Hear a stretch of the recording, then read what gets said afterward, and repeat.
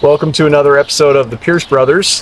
Today we're doing our second campfire video, and the topic for today was requested in the comments of our last campfire. So if you have a suggestion for a future campfire video, throw that in the comments down below, and eventually we'll try to get to all of them. We like doing these, and they're kind of a fun mix-up from our usual videos. So today the topic is going to be talking about a close encounter or a dangerous situation you had in the mountains, and what that situation was and what gun you used or what you did to avoid that situation. So we're going to start with port, same as last week, and work our way down.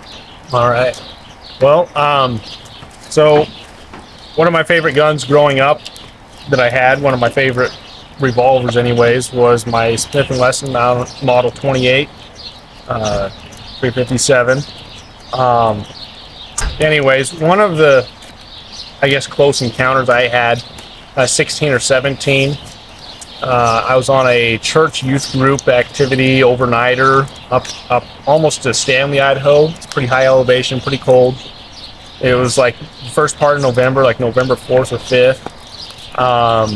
There was a fresh couple of inches of snow on the ground, like maybe 2 or 3 inches of snow. So just enough to get everything nice and white and blanketed.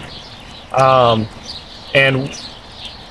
there was about 10 or 12 boys in the group that we were in, and then there was a couple of leaders, and we were going on like a 2 or 2.5 mile hike just up an old logging road, and we were hiking along, and the leaders were quite a ways back. I mean, maybe a quarter mile or more. Couldn't even see them because we were booking it and getting there faster than them. They were kind of fat and overweight. Ford has such a gentle way with words. So if a bear showed up, it wouldn't be too hard to outrun the other guys, what you're saying. Yeah, pretty much. Anyways, so we're sitting there hiking along, and then two of the boys, they took off in a foot race up ahead of the rest of us. We were kind of in the middle section, and those two took off, and they were up about 100 yards, maybe about 100 yards. And me and my buddy were sitting there walking along. We're sitting there like, look at those two and everything. And then all of a sudden, a bear popped out of the bushes right behind those two and took off after them, and it was kind of loping along. It really wasn't chasing them down because, a bear can run 30 to 40 miles an hour. I mean, really fast. But it was just kind of loping along like, what the heck is this, And the bear was maybe 8 to 10 feet behind those two, just loping along for at least 100 yards like that. While those two are in their little foot race. I don't even know what they were trying to do.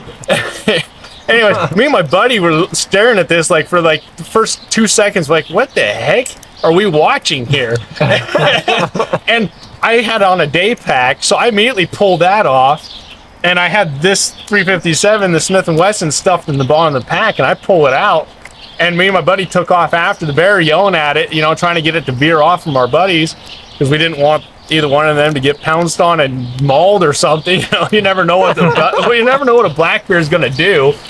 And the black bear, after about 100 yards, and we're sitting there chasing. I got it out pretty fast, that 357, and we're sitting there chasing, and all of a sudden the bear kind of looks over its shoulder and is like, oh crap, there's some other people chasing me now. And it veered off and went up the deal there and up the draw and got into the brush, and we could never find it again. But it was kind of funny that, there we were, snow on the ground, and a black bear jumps out of the bushes and starts, following right behind a couple of boys on a outing like that. And what's even funnier yet is those two boys had no idea that bear was right behind them. Not even a clue.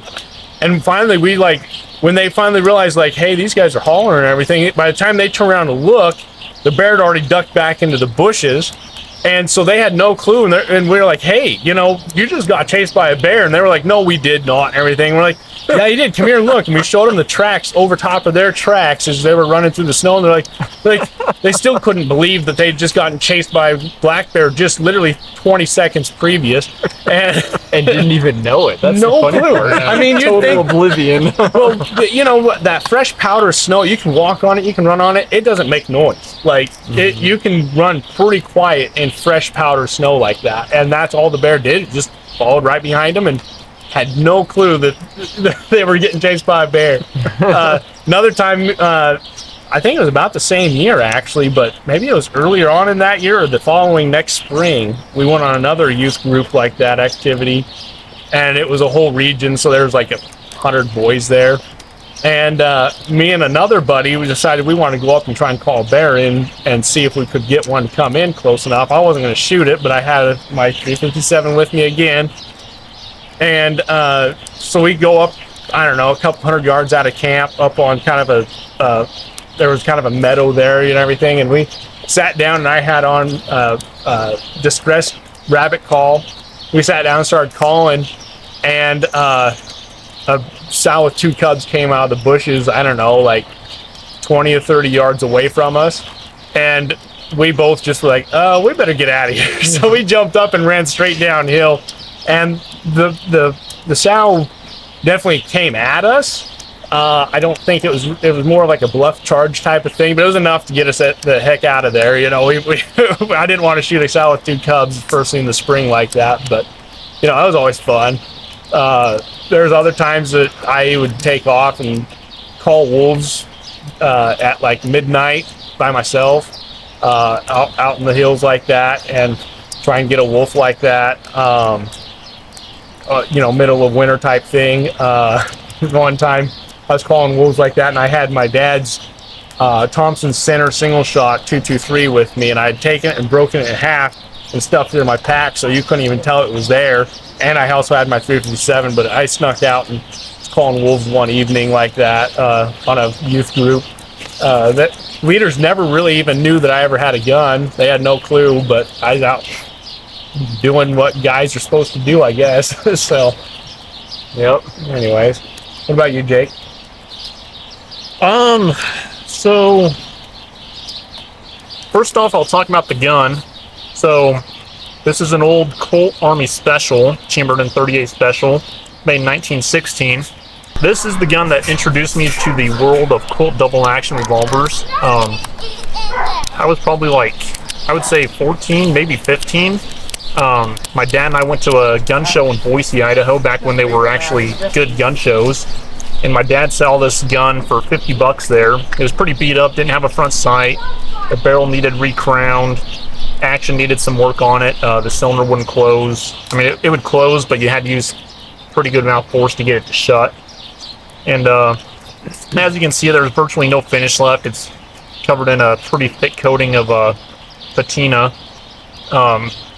Barrel is still decent. There's a little pitting and stuff, but the gun shoots incredibly well. But I always liked this gun for whatever reason. I guess just it's a handy gun. It fits your hand really good.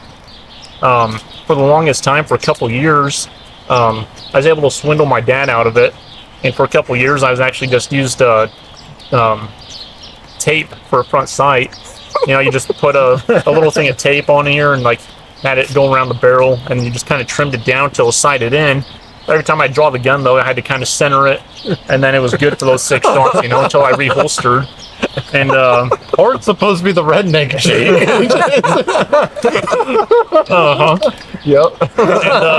And, yeah. Then when I taped up Colt. Yeah, well, the gun shoots good. How accurate were you with the tape? Just out of curiosity. Pretty accurate. Okay. Yeah. What works. Then, yeah. Yeah, pretty accurate.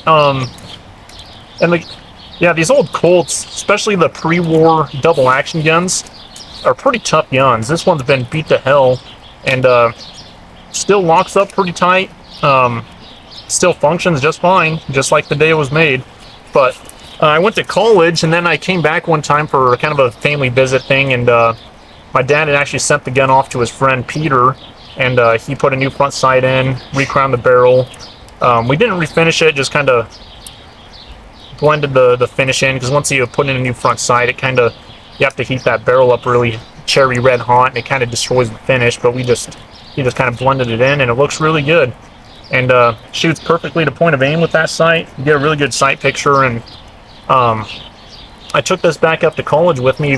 At one point when Jake and I were roommates, we had more guns than roommates in that place. Oh yeah, yeah. Well, almost every semester. Yeah.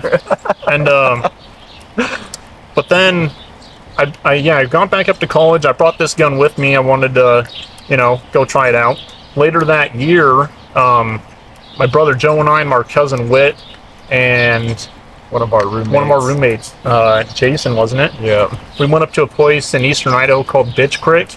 It's a really steep gorge with a river running down the bottom. Really good fishing, but that's why it's really called Bitch Creek, because it's a bitch of a climb to get down there. But the place is chock full of rattlesnakes.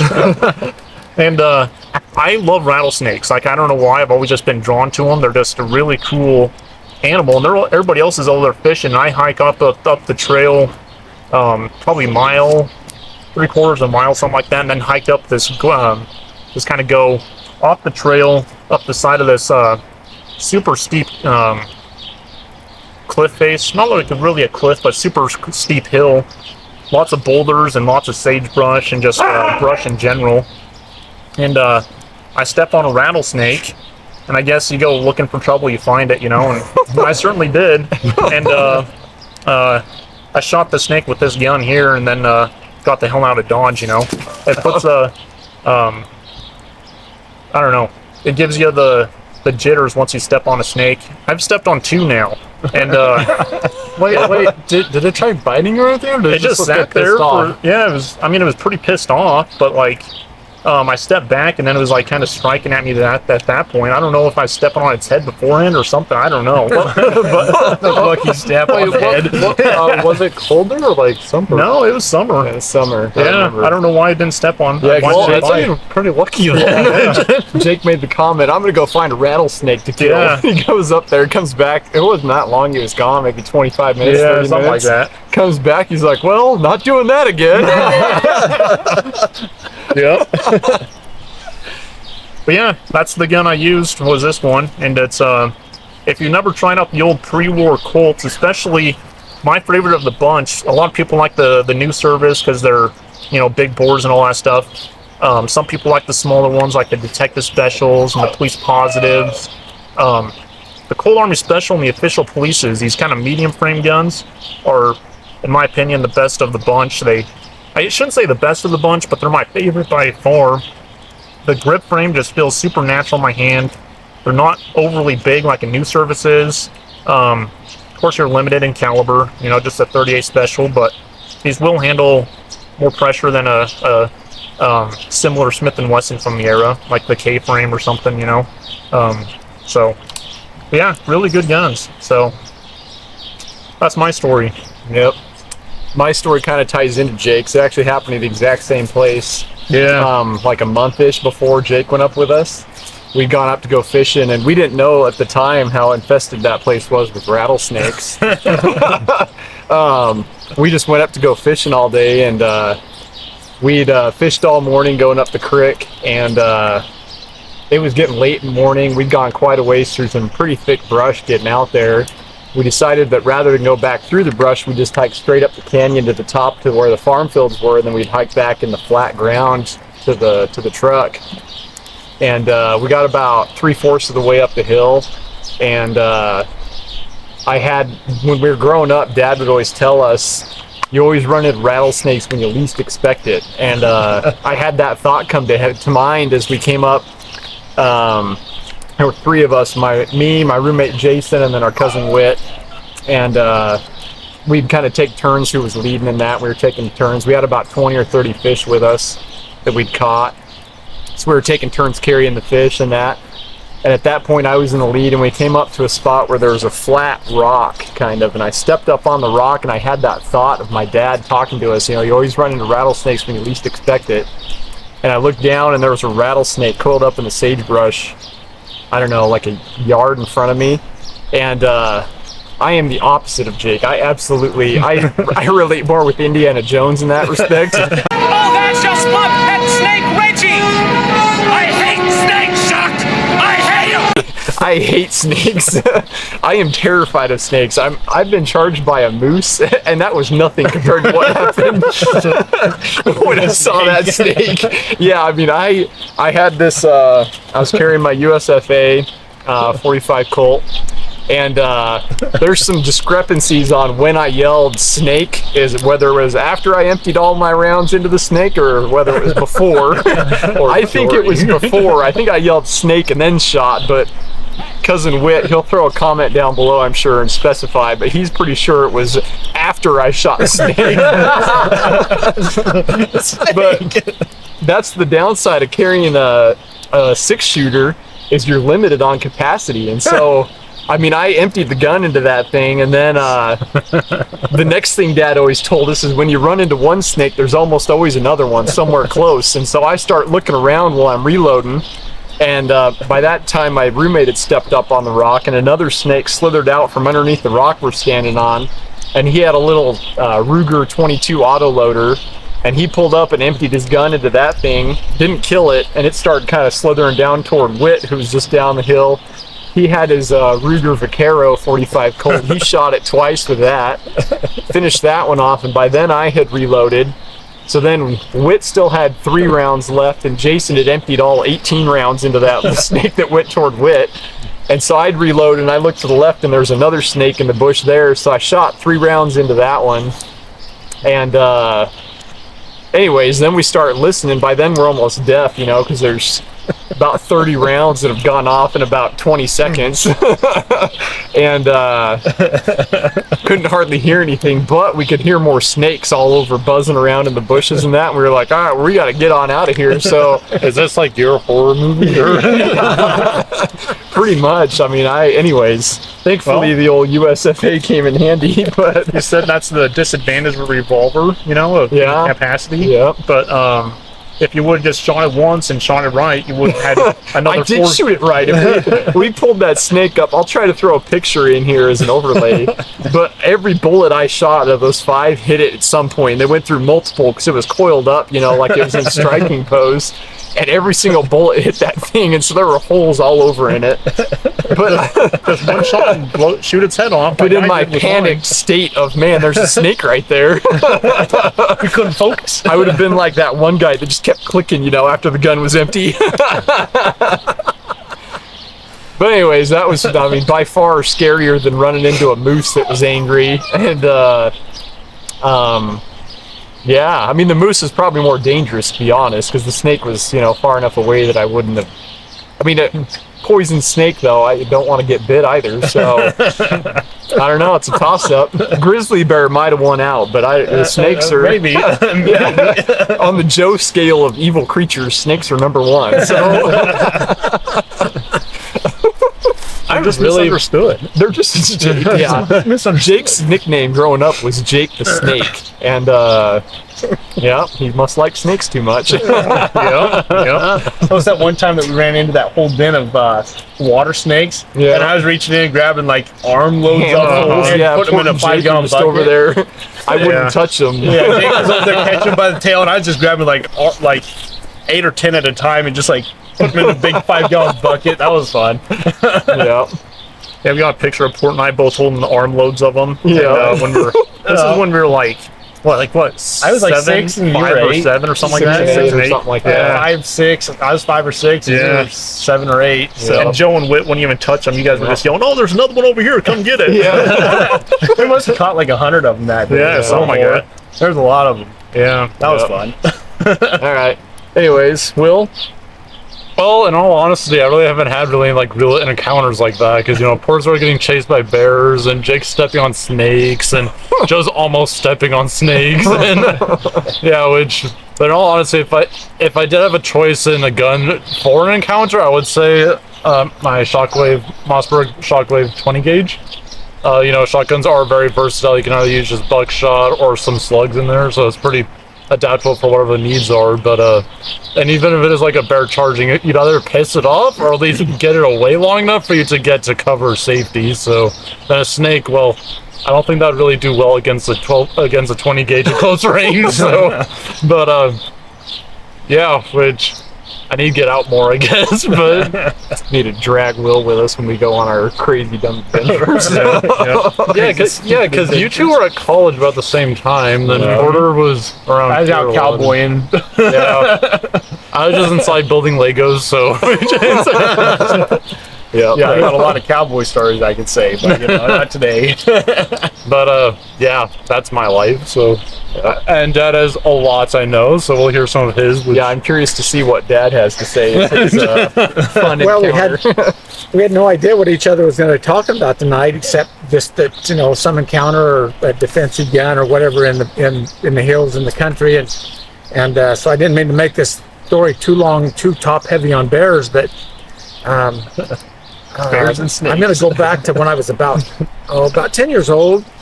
I'd had a Winchester Model 67 22 single shot bolt action I'd had been given for Christmas when I was 8, but we had a big ranch and Dad had planted some crops, and the darn geese would come in by the thousands and come in and land on them and just pluck them up.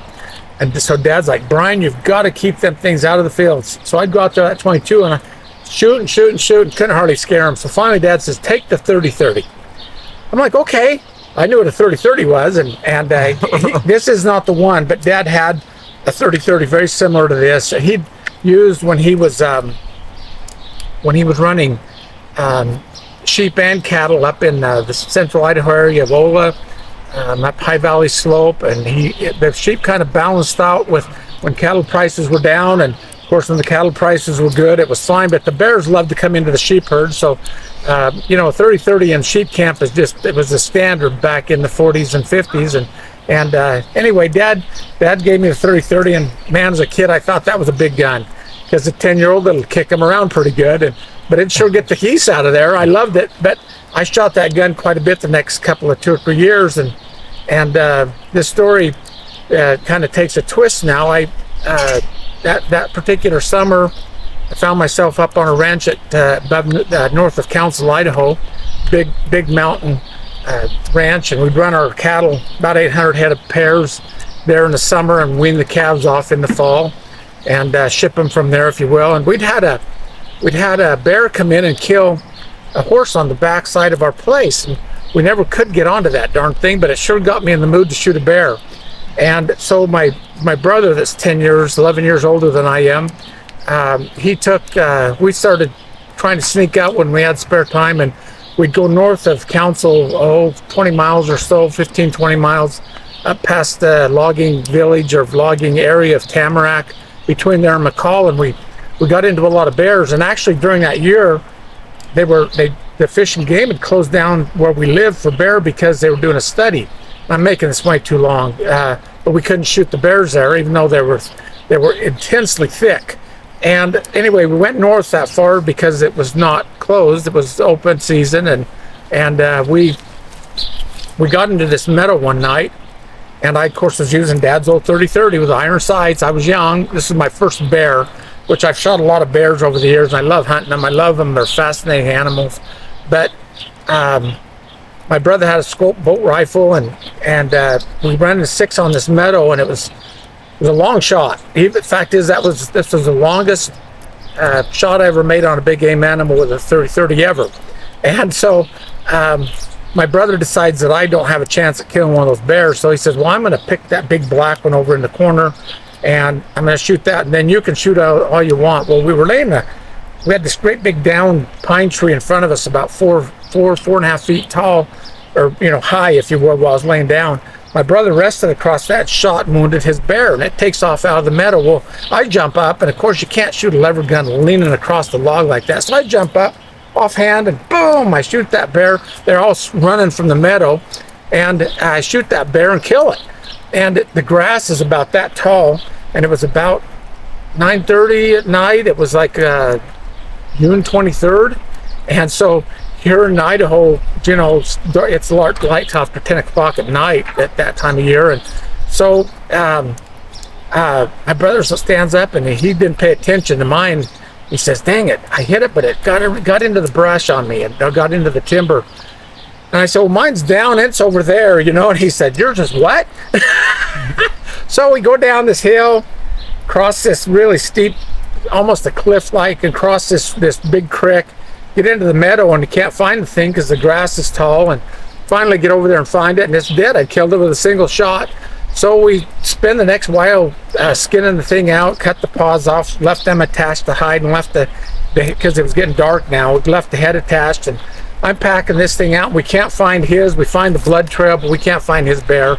So we decide we're going to come back the next day. Well, now it's about we can't get out the way we came in. We have to take a longer way out. And we, of course, in those days you didn't have all the high-tech lights and everything. And I'm going along, and we cross the creek, and all of a sudden there's this big old rustling in the brush, and then a bear starts woofing at us. And we're like, shoot, we're in a real narrow spot where there's a cliff on one side and a cliff on the other, and a little trail in between. And the brush is right there, and the bear's in that brush woofing at us. Had no good lights or anything. We're like, shoot. So we kind of chucked some rocks in there, and I'd kind of gotten tired carrying this heavy wet bear hide with skull and feet attached. So my brother had taken the rifle along with his, was carrying it, and he eases past the bear, and all of a sudden I realized I thought I don't even have my rifle. I'd bought about 2 weeks prior a Black Hawk 357 old model like this. Now get this, I paid $65 for it. I'd been using a 45 Colt single action, but I was so excited to have the new caliber that I took this on the hunt. And the Sheriff Jim Heileman, who had 5 daughters and had kind of taken me under his wing. I didn't understand his motives then, but anyway, he and I used to go shooting quite a bit. He gave me some ammo because the factory Remington ammo was leading so badly. Within 6 shots, you couldn't see the rifling. But I got away shooting good with his ammo, and I finally told my brother, get back, and I cocked that gun and let loose 2 or 3 rounds into the brush at that bear. And finally it took off and left us alone, but it wasn't 10 feet from us, and wounded to boot. So we were kind of in a bad situation. It's midnight, black as coal at that point. And so I was really glad I brought that Black Hawk 357 along, because it moved that bear out of there for me. So that was yeah, I've had a lot of experiences with bears since then. Love to hunt them, and love to hunt the big bears of the north especially. But that's all I have. I learned more tonight about my sons I didn't know. Yep. Well, yeah, that was fun. So we again, if you have a suggestion for a future campfire video, throw that in the comments. These will be everything from different types of guns we'd take for different situations to the mountains, to stories from different hunting trips, hunting stories. Will's over here eyeing Dad's gun again. Well, I remember when the little logo thing on this, when it was fading, and Dad had me actually go through and paint over this again so it looked brand new. But Okay. yeah, I was looking, I was like, I thought that looked familiar, so I was like, I remember doing this. I was like 14 or something when I did that. Which, yeah. Will with his artistic skills. I have a few, not very good, but Yep. Well, thank you for watching, and we'll see you next time. Thank you.